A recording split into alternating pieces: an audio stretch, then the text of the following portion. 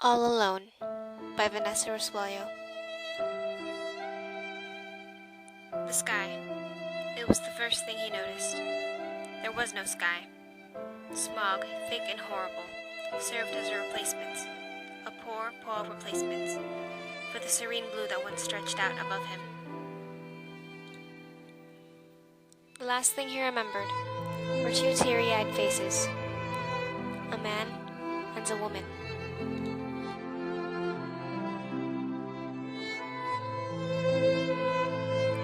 They were telling him something, and it was making him cry too.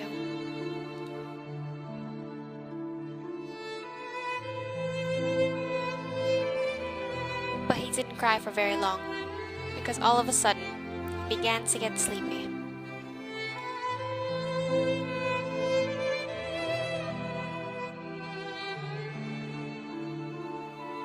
And it was a drowsiness that he could not deny, as if he'd been running all day and had not stopped even to breathe. He remembered. They were Mom and Dad, loving parents that had saved him from their fate, from the world's fate, from humanity's fate. Everyone's but his.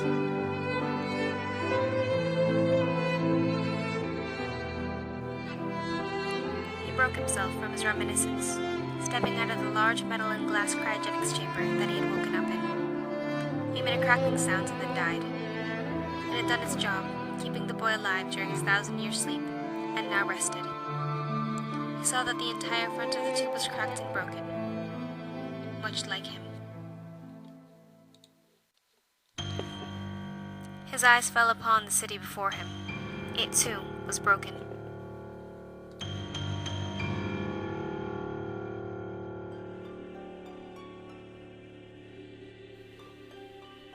It stood as a shattered shadow that no longer mattered. A shadow of the human race. But it was a formidable shadow in this fractured world.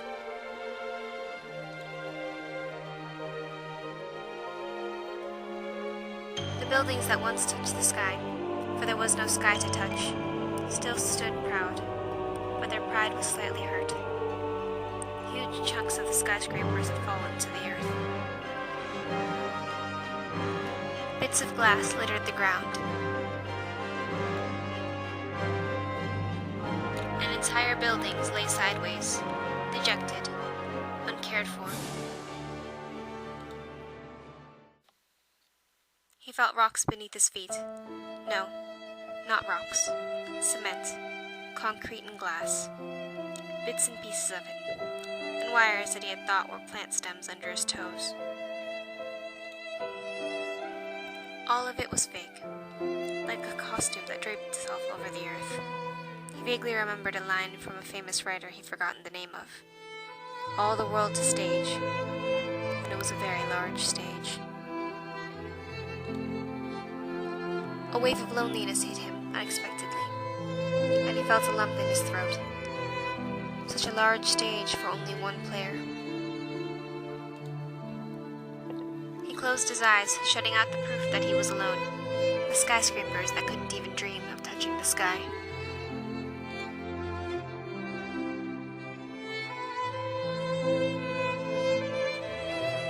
The smog that couldn't hope to match the deep blue. On the artificial ground, littered with pieces of humankind's failures.